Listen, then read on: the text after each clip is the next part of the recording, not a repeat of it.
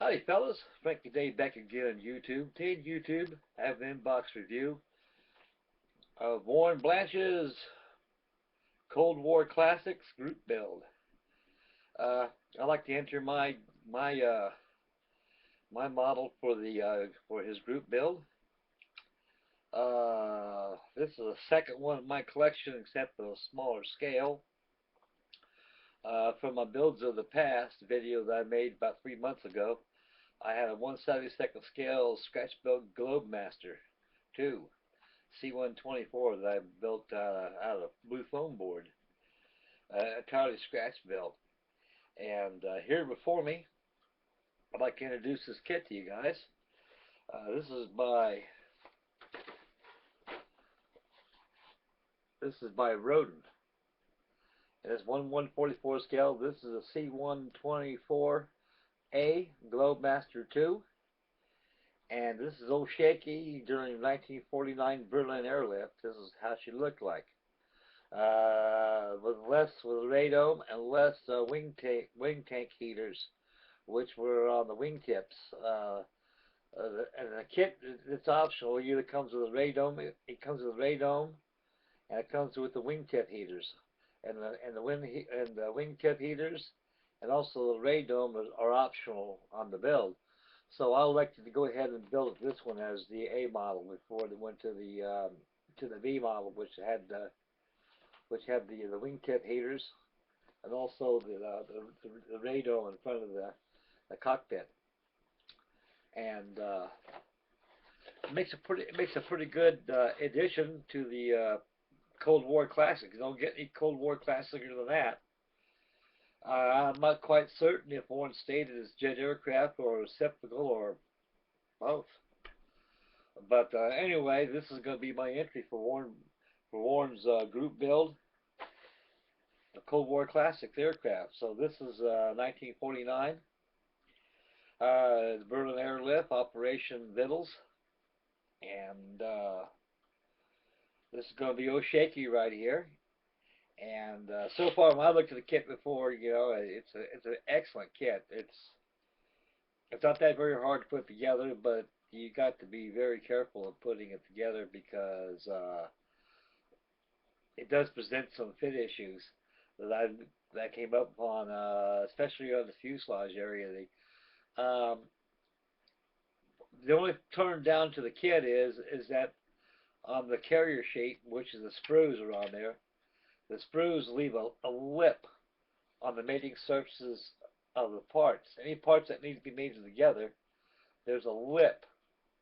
So that lip is either got to be filed off or cut off with a number 11 X-Acto blade. And dry fitted, make quite certain that all the parts made up flush and present no fit issues.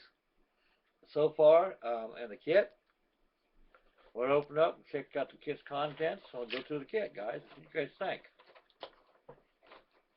Boy, these boxes sure get tighter than they open. Yeah, I'll put you over there. Okay, guys. Starting out with the instructions. This is a very beautiful kit. The instructions are as follows. Scale tells the history, and it tells the breakdown of the kit. And so far on the instructions,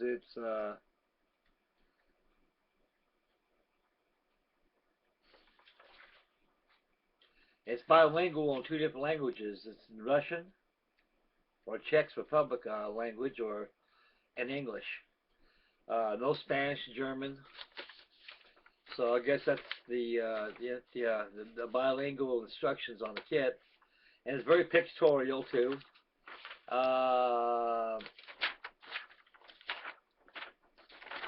In the beginning of the construction of the kit, as you can see, there are symbols on there that tells you how the kit is put together. Of course, everybody's pretty familiar with all these symbols up here, do's and don'ts and what's and this, and it gives you a parts breakdown of the kit. This is the kit in exploded views in its entirety, and so actually you can match parts that check from the assembly instructions into the part sheet, which is over here in this area here, as you can see. So here's the breakdown of the parts right here, as you can see, which all you great fellows out there are pretty familiar with it. And this is the construction of the aircraft as follows. So actually, there's not that much on the. There's quite a few parts on it though. But like I say, though, this is a very.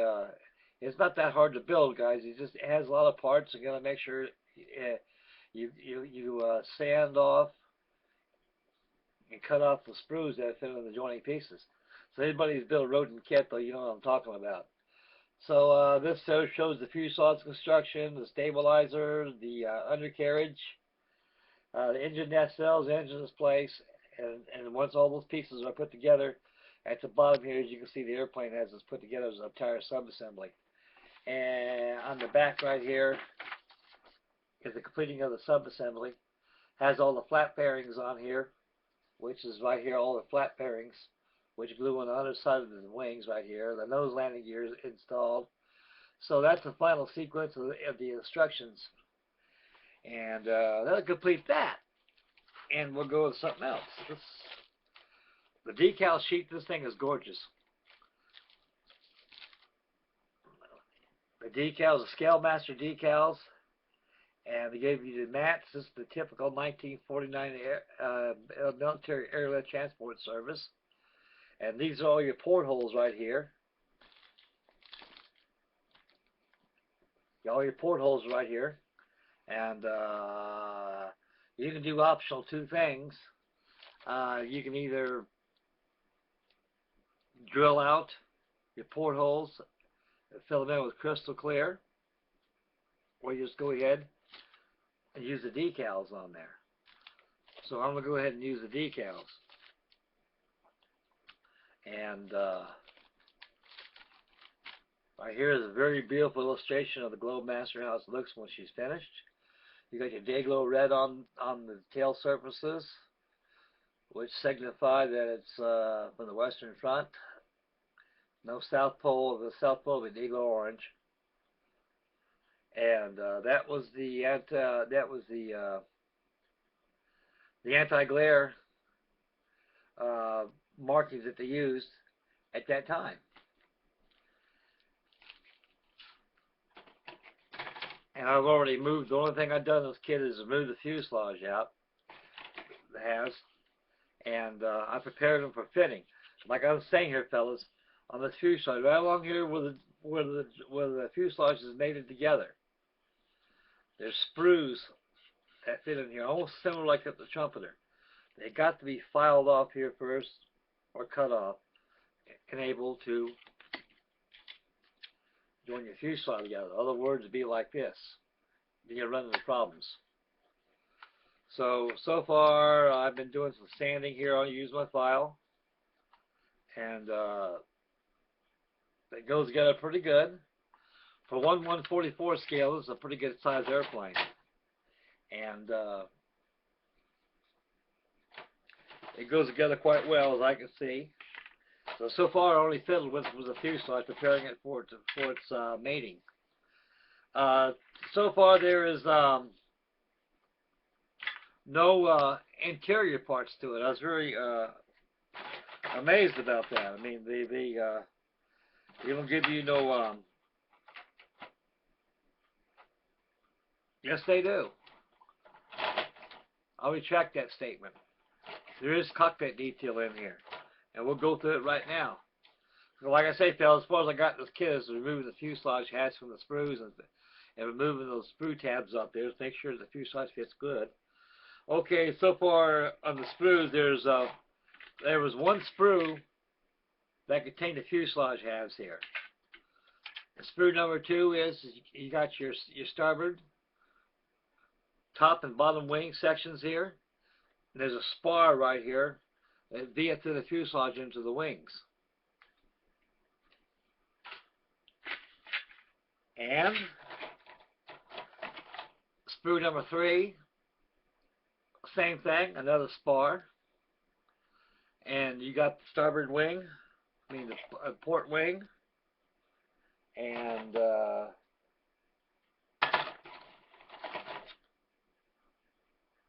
upper wing and the lower wing, the port wings there.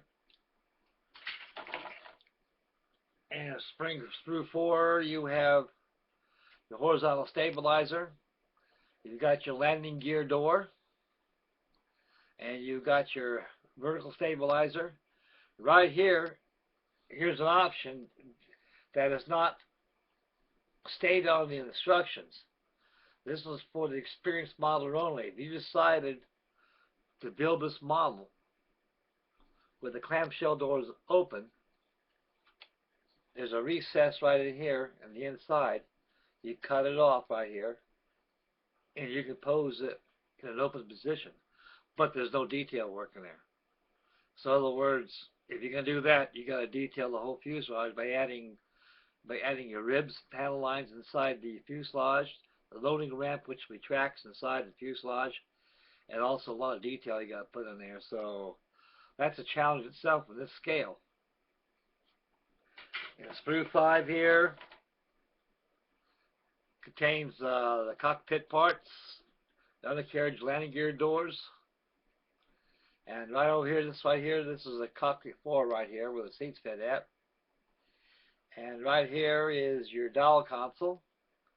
Here's your heater tanks which fit in the wingtips, which are optional in the kit if you decided you wanted to make it a C-124B. Sprue 6, you got your engine nacelles, and you got your undercarriage, landing gear tires, you got your wing flap fairings. So you got a lot of small parts there, fellas, that's incorporated in this kit. And by itself, here's the radome, which fits on the nose of this aircraft like this. Okay, if you decided you wanted a radome on it, which is the B model, I elected the A, so I'm not going to use that piece. Or the heater tanks. And sprue 7 and 8,